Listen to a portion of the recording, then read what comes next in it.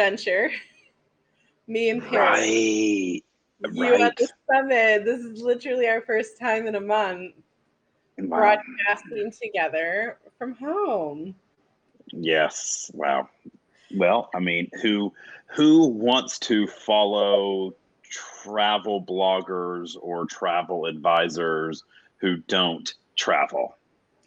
Exactly. It doesn't make sense, or like, I don't know. I've seen people host like Facebook groups that are like, "Oh, it's all about travel," and I'm like, "But you don't go anywhere." You don't go anywhere, right? When I was on the summit, I had some people who were like, "I cannot believe you're on the Apex in a couple weeks," and I was like, "Who wants a travel advisor who doesn't travel?" It's so true, and not to say like, obviously, especially right now, travel can be a little bit expensive, but like road trip warriors, like something, give me something, because there's so many things that I think you and I have seen, and some of the people in our group that have seen, and we're going to talk about some of it today, that is not common knowledge. Right. I agree. Like there's so many blurred lines. So yeah, Josh Crothers, Pam's in here. Both Pams are in here. Good morning, guys. Good morning, Kara. Kara, we have we received your order. Kara purchased like 8 scrunchies from Olivia. She's so excited. Wow. She's got to package them up. Derek, hello, welcome. Lisa, welcome.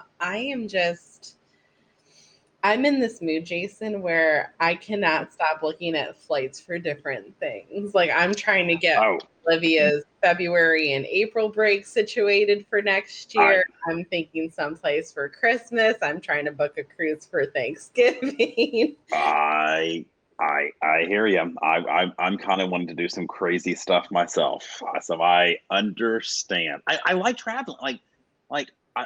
I don't mind packing. I like going to the airport. Like I don't mind going through security. I don't mind going to the Sky Club and like waiting for my flight. Like I like to travel. Like I really enjoy it. Like I love the airport. I love it too. Like after, being stuck home for over a year, it's kind of like, who I hope they actually have to pull me aside and do the wand just so it's normal. Oh, a travel delay? I can spend more time in the Sky Club? Okay. I've never been so excited for a TSA pat down. Right. Yeah, no. I will say TSA at Newark coming home was in full meltdown mode. Meltdown. I mean, it went quickly, but... What? Newark is always a hot mess. It was the TSA pre-check was closed. Kind of like when we came home through Atlanta kind of late. Oh my God, Newark was it was like the Cancun airport was bad. Now, the airport that truly was a hot mess was St. Martin coming home. That thing was a disaster. I tell you, I hear Brian says that we're sick. With our travel aspirations, but Charles de Gaulle was a hot mess coming home too, because I even got to the airport 3 hours before, because that is my rule of thumb for international, get there 3 hours before. Yeah. And by the time we got through, because there's so many checkpoints for documents and whatnot, we got through checking our bags, getting all the documentation, going through immigration. Our saving grace is that Delta in that terminal has that priority pass security line, that Sky priority security line, part of me, that we made it through. By the time we got to our gate, they were just starting to board. If I was in that regular security line, like, you wouldn't have made it. I don't think so. Now with our platinum cards, we're going to give complimentary Clear membership. So I might sign up for that. I mean, I've never done Clear. In Nashville, we have Clear. It's never needed. Like, same here. It's not needed, but I'm like, if I'm going to get a credit for it. You know where I could have used it? Newark.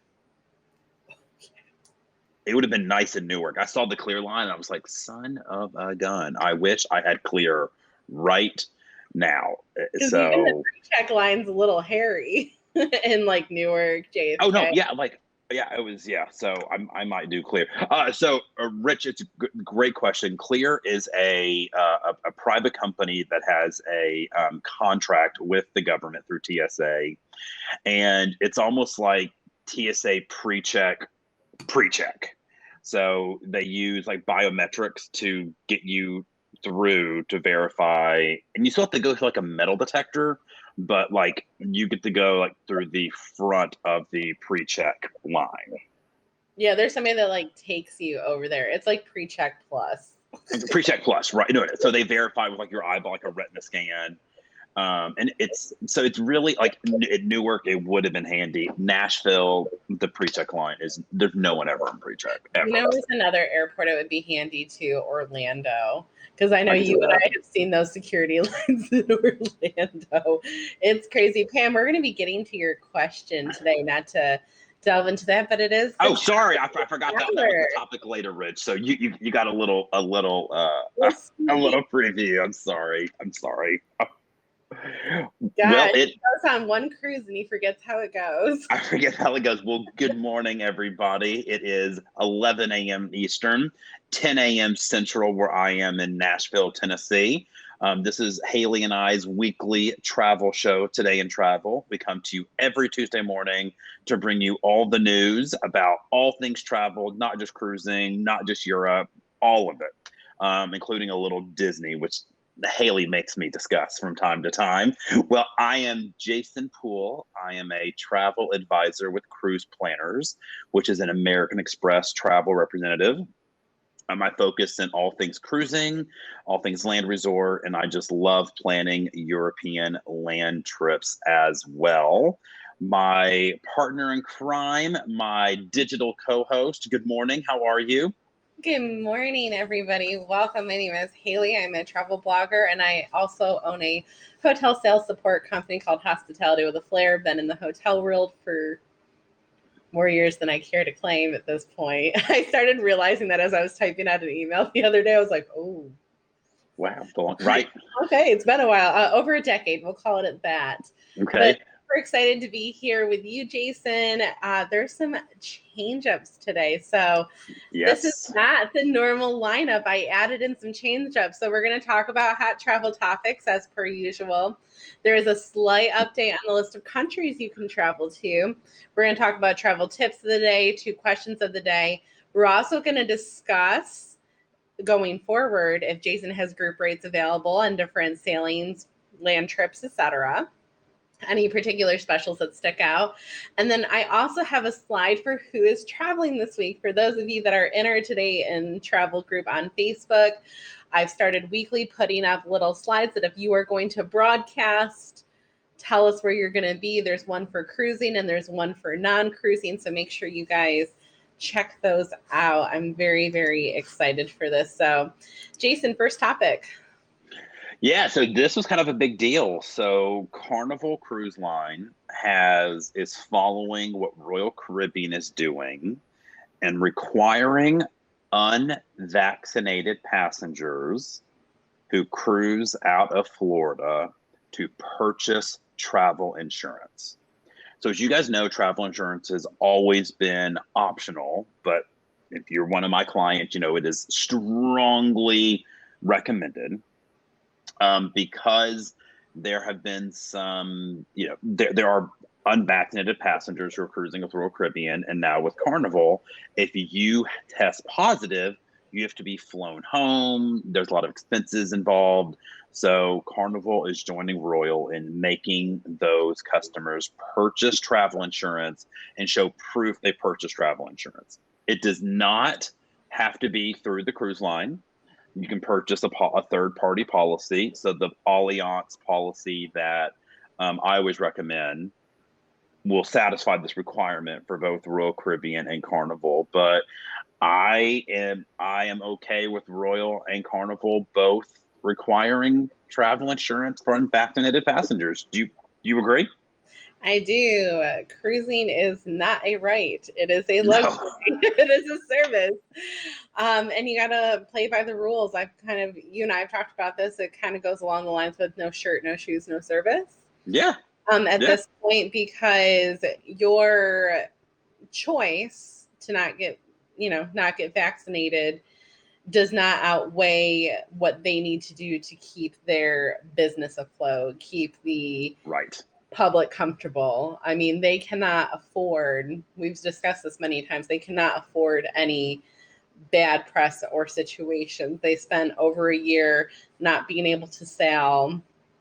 Right. They can't afford slip ups. So I agree. I'm okay with this. So yeah. I think mean, that's there's people that, have their reasons. Lord knows I have, actually one friend that's not vaccinated because he's allergic to everything. And he's just kind of waiting to see, like, he can't have raw fruits and vegetables. Oh, wow. Okay. He's allergic to everything. And there's situations, but then again, if you want to cruise, you kind of just got to go with guidelines. Yeah, no, I agree. So, and now we know what Jason just loves talking about just as much as that. Love Disney. Yeah. So, Haley, I'll let you jump in on this one. You would love it if I took you to the New Adventures campus in California, though. I bet. I would. I would do. I would do that. Pushing children out of the way. No. I would. He doesn't even deny it. So Disney's been getting a lot of press lately. Peter, thank you so much for the gift and welcome. Disney's been getting a lot of press lately for their typical annual festivity. So in Florida in the fall, they usually have Mickey's Not So Scary Halloween Party. And then around the holiday season, you have Mickey's Very Merry Christmas Party. So both of those technically are not existing this year. They've been rehoused into new after hours events. And this is what we're seeing, just like what they did with Not So Scary's. It's called Boo Bash now, I believe. It's a shorter event, not as many big parade style things. You will have access to some rides. They're going to have a special fireworks thing. It's just not the same big party that everybody is used to. So if you are a Disney fan and this is one of your go-tos, you might want to wait another year because they're still trying to create COVID-friendly versions of these. So it's very, very limited capacity. So if it's something you do want to do, tickets actually go on sale today for this. So keep that in mind. Number 6, Jason, I think you might like talking about this one. I do. So this is a great topic, right? So I have a lot of clients, and we're seeing this across the industry, who they have enjoyed cruising in the past. They're a once a year, once every other year kind of a cruiser. And they are very hesitant to get on a big ocean liner vessel right now. The idea of being on board with thousands of people, which no ship has thousands of people right now, the Carnival, was it the Horizon? JJ Cruise just got off of, and they said that there was almost 3,000 people on board. I mean, that is truly wild. I mean, that is truly wild. Insane. He was like, what pandemic? Yeah, no, that's pretty insane. I mean, the cruise I just did on the Summit had, the final count was like 397. So, I mean, we'll save the Summit talk for in a little bit. So a lot of travel advisors, myself included, have noticed an increased demand for river cruising.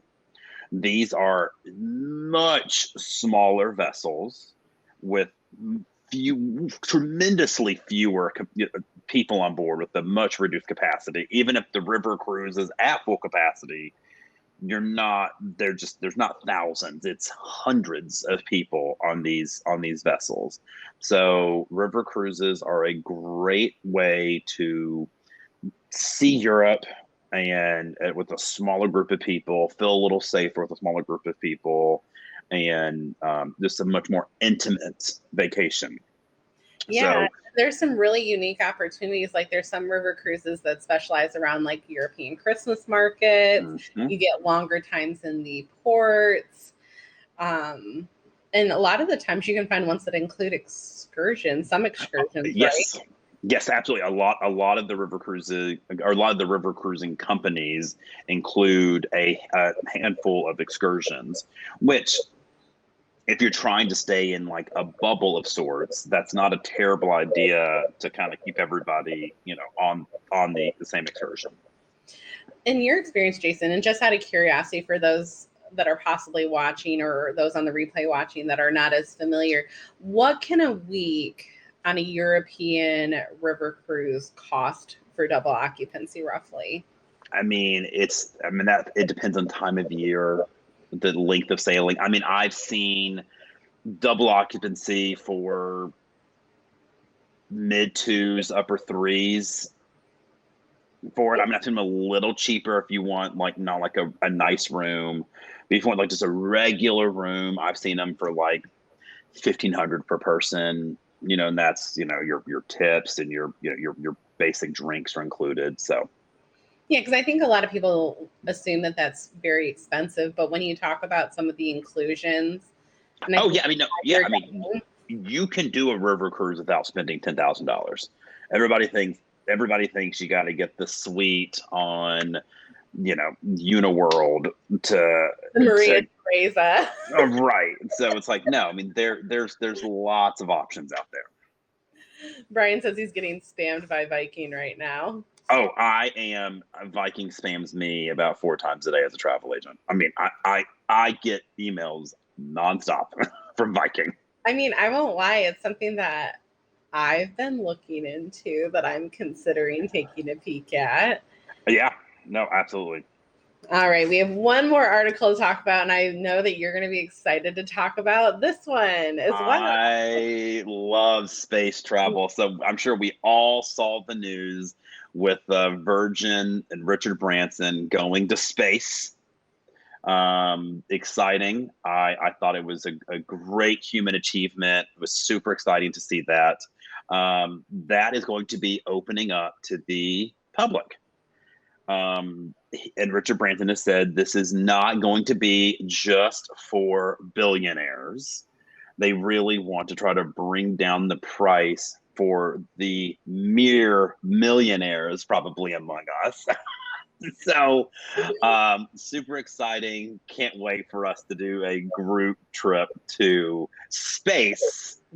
And if you don't think I'm not wearing my Starfleet uniform to go to space, you don't know me at all. He'll be pushing more children out of the way. I would. I absolutely would. Somebody said that sounds like a Ken Jarvis trip. Yes, I don't know. Oh my goodness. So that's going to bring us into the list of countries. So there is a change on here, Jason.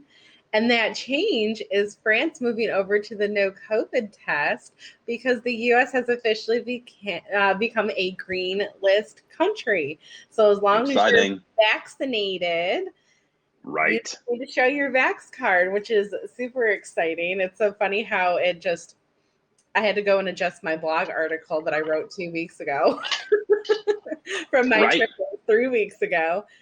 Just shows how rapidly things are changing. So very, very no, they exciting. Are. People are asking me what the protocols are going to be for their Europe trip in October.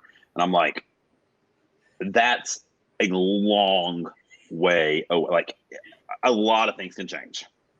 Oh, so many. We're going to talk about some of those changes coming up here in this next question. So I brought this question to the table because it is a huge topic in the hotel world right now. It's actually a topic at a micro breakout for one of the hotel conventions I'm going to next month. Really? Like, this is a big thing. Hilton's talking about it. IHG's talking about it. Marriott's talking. This is a big, huge conversation. And I will give my opinions on it. But the question is, should hotels discontinue daily housekeeping service? Because supposedly the study found that a third of people don't care for it. They'd be fine with no daily housekeeping. What do you think, Jason? So as someone who's not in the hotel business, I don't feel the need that they have to put clean sheets in the bed every day and scrub down everything every day. I don't. But I do need fresh towels, wash, just basically everything in the bathroom, towels. I need that delivered daily. But when I'm on vacation, especially in a tropical, like when we were in Cancun together, I mean, I was showering twice a day. Oh, I know. Sometimes 3 times a day, like before bed, right? because it was just so hot. So I go through towels very quickly when I'm on vacation. So let me ask you, so for these people, so for the brands that are considering not doing daily housekeeping service, are they just going to put way more towels in the room, or can you call for more towels? What are they doing to offset it? Oh, I have so many thoughts on this, and make sure you guys share your thoughts in the comment section here. We'll read a couple because I think this is such a hot topic. So what we're seeing is the rise of digital apps, and you're even seeing like robots that will deliver things to your room at this point in time. There's a big emphasis on touchless. So you can always order more towels. Actually, in Marriott's app and Hilton's app, there's a services request. So before you even get there, you can request extra pillows, extra towels, extra this. So I have thoughts on this. As a traveler, I am part of that 2/3 that likes having daily housekeeping service. It's not that my room's messy, but there is something, and this is very much a first world problem. I love coming back to a tight, neat made bed. Yeah. That, and I tip very well. Yes. Oh, I know you do. I love that. I know I've kind of upped your tipping game. You have. Absolutely. Absolutely. You have. I love that. And, you know, I love the housekeepers that leave a little note with recommendation. Like, I love it. And I think that's part of the service aspect of the service industry. I personally think a big driver behind this are brands trying to put a veil on the employment crisis that's happening, especially within the hospitality industry.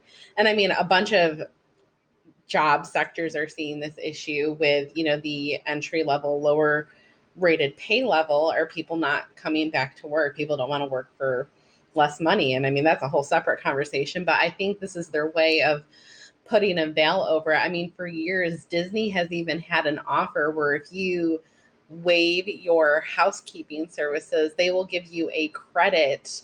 I think it's like 10 to 15 to $20, depending on the type of room you have, per day on a gift card for Oh, you wow. if you waive housekeeping services. So I'm kind of torn. Like, I understand it right now from an employment practice, because so many of the hotels that my team and I work with are having that employment struggle. I get it. But as a consumer, I kind of like it. Like, I hate not seeing it. And the thing is, everybody, you can ask for it every day, but it's something you have to ask for. It's not going to be an auto assumption Well, that you want housekeeping services. it's funny you say that, because like on cruises, you know, you get it twice a day. Yeah. And it's really nice on a cruise to get it twice a day, but I really admit twice a day is probably not needed. You know, like the turn down service is really nice. They deliver the notes in the room, the planner, but I often think twice a day on cruises, I'm like, that's a lot. I mean, it's great. I like it, but it's just funny that cruises do it twice and hotels are now wanting to do it zero. We got quite a few comments coming in here. So Brian says, get rid of it, but also drop your rates. Ha ha, Brian. Lucky if I change my towels at home once a quarter. Kathleen says, in tropical areas, the towels never dry. Very true. Lisa agrees. Pam agrees. Richard just said that he did 5 nights at a Marriott in Orlando, and they were told to call if they needed anything. So I mean, I was only at the Baja Mar for 2 nights, but that's what they told us. They said they were doing housekeeping every 3 days. So for my stay, they wouldn't be doing housekeeping. If I needed something, just to call them. Yeah, and a little thing that I don't think people realize. So typically speaking, and I remember you saying this as we started this topic, your sheets don't get changed every day. If you are the same guest in a room, they won't get changed until it's like every 3rd day. And that's on a typical normal. Okay. And if you're somebody that's doing an extended stay at a hotel, they'll negotiate into your contract, because I mean, if you're living at a hotel, you don't necessarily need that and you're getting a very cheap rate. They'll negotiate to only doing full housekeeping services once a week, but then trading out sheets maybe every 3 days, or towels or something of that nature. But I thought that was a fun topic for I us agree. to go I over agree. this week. I agree. So let's see here. Number 10. This comes from a admin, follower, traveler guru in our group. Mr. Ken Jarvis brought this to our attention, and I didn't even come into contact with this because my flights have been direct. But he was booking his Europe trip for one of his, or flights for one of his Europe trips, and found out, because he has a layover in Barcelona, I believe. I don't think it's Barcelona. It's somewhere else in Spain. I don't think it's Barcelona. But it doesn't matter. Barcelona. That he needed a transit visa for his vaccine information for Spain. So, like, if he didn't have this and he got off his plane in Spain, they could technically send him right back. Right. So this is what I tell all of my clients all the time. You have got to check what the current requirements are, or reach out to your travel advisor, ask them to do it. We have our hand on the pulse. But I to all my clients, Google everything, where you're going and travel requirements. I do it all the time. So absolutely keep an eye on all of the travel requirements. They are changing all the time. Yeah, I've seen that happen too. There was another 2 girls that were traveling from Russia, I think maybe to London or somewhere. They had a layover in Germany, and because of the layover in Germany, Russian citizens, based on COVID requirements, aren't allowed to go to Germany. They got turned right back around. Right. And that was just for a layover. So be very careful. Get yourself a good travel advisor. I know one if you guys need a hookup. But just be careful. There's so much going on. So we have our question of the day now from Miss Pam Rosenberg from our Today in Travel.live Facebook group. Make sure if you are new watching this broadcast, you join. It is a collaborative group where you can ask questions, share your favorites, and maybe you'll get featured as the question today. So Pam wants to know, Jason, what is global entry? How is it different from TSA PreCheck and mobile passport kiosks, and how do you get it? Great question. I'm going to throw Clear into this as well. Yes. So Global Entry is a program that allows you to expedite your return into the country customs. So if you have Global Entry, it's loaded on your passport. I have a Global Entry card. I've never used it. It's nice to let you know when it expires, but all Global Entry is just loaded on your passport. There's no notifications on it. It's just loaded in your passport. So when you get to customs at the airport, there's the regular customs line and there's the Global Entry customs line. And it's really easy. You scan your passport, you scan your fingerprints, you take a photo with the kiosk. They print out a sheet of paper, and you are done. Coming home from St. Martin, the customs line was like 30 something minutes for regular customs. I was in and out of Global Entry in about 20 seconds. Like, I mean, literally, there were kiosks. There was no line. There were more kiosks than people. The most time-consuming part was which way to put my passport into the machine to scan it. Now, what's great about Global Entry is if you get it, you get TSA PreCheck for free. So Global Entry just comes with TSA PreCheck, and it's only, I think, $10 more. So don't apply for TSA PreCheck, apply for Global Entry. And a lot of these travel credit cards that Haley and I have discussed give you a credit for Global Entry, so it's free.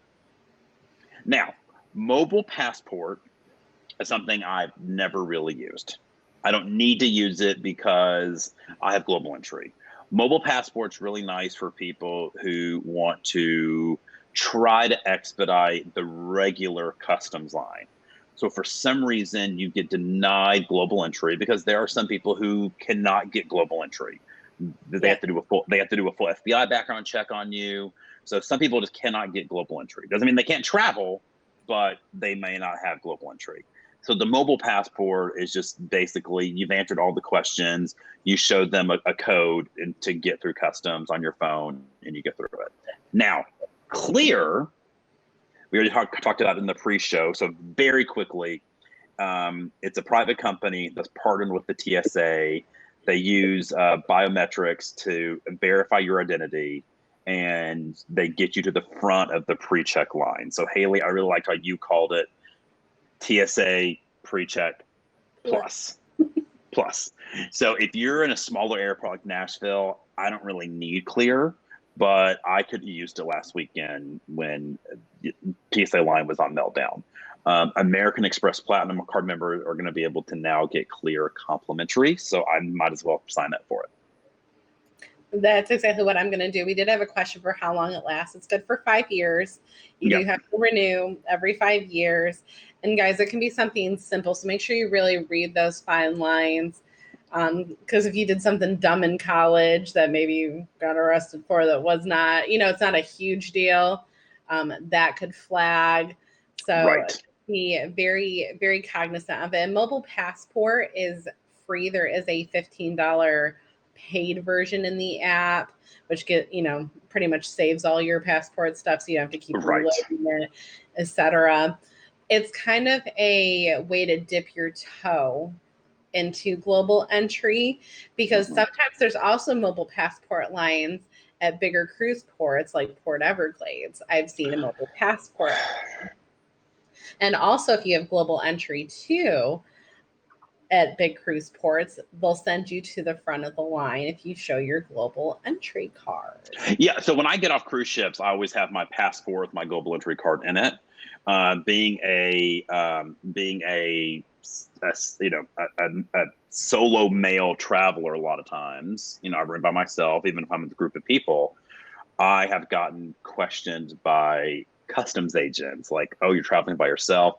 So now I just literally hand them my passport, my global entry card, and it's just like, "Come on, buddy, I've gone through the FBI background check." I've noticed that. If I will slide that card in with my passport, I will too. And there's virtually no questions. I can't say that as an official thing. Oh, it's not an official thing at all. It's not an official thing, but when you slide that in, like, they know that you've already had the cavity surge, and they know who all your relatives are. Oh, they do. Absolutely. Yeah. So so pro tip, if you have global entry and you get off a cruise, flash the passport with the global entry card. I just hand them both over. Absolutely. Jason, have you ever used Verifly? I've never used it. Nope. Because Pam was wondering if that kind of plays into it. I don't think it really does. I've never seen it even remotely put on the same platform as this. And also with global entry, for those of you that live near the border too, you do get Nexus privileges as well. Oh, good point. Yeah. And there's also a Canadian version of global entry that I believe is actually cheaper, but it's only available for Canadian citizens. I'm actually working on a post that's going to spill these all out. And even in the group, I will post that Chase Sapphire Premier card. Like, if you're afraid of travel credit cards, kind of like the Amex that has like that, the new personal Amex annual fee is $695. There are smaller cards like the Chase Sapphire Preferred that only has the $95 annual fee that will comp your application fee for pre-check or global entry. Right. So in essence, if you think about that offer, it already pays for the annual fee that we're talking about. So I will include that. We have 2 new slides this week. The first one is group rates available, and I'm very jealous that I'm not on the sailing because I'm doing something else. But this is a great offer to dip your toe in. Yeah, so I just got back from the Celebrity Summit, did a 7-night Southern Caribbean cruise out of St. Martin with a group of just wonderful clients and friends, and had a great time. I'm sure you guys saw a photo or 2 on social media. And I got a lot of questions about Celebrity. from people who had never done celebrity.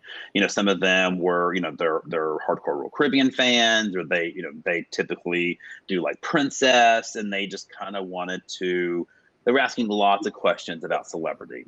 So I thought, hey, it might be fun to do a 4-night consider celebrity sailing over Labor Day weekend.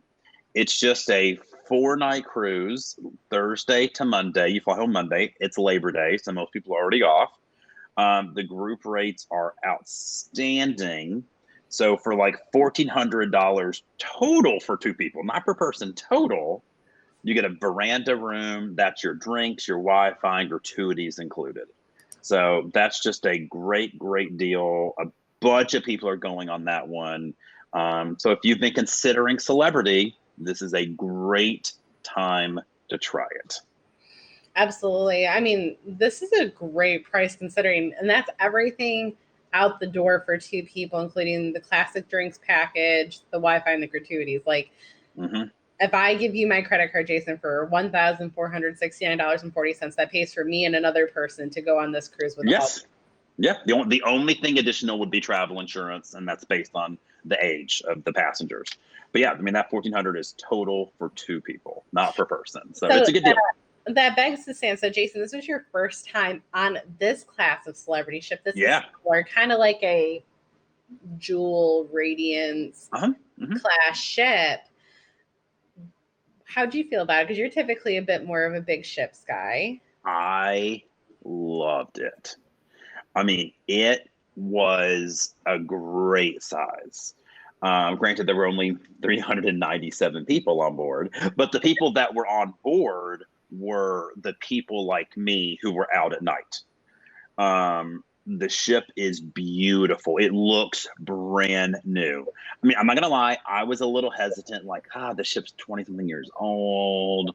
I know they say they revolutionized it, but what can you do to the ship to make it to look it looks fantastic.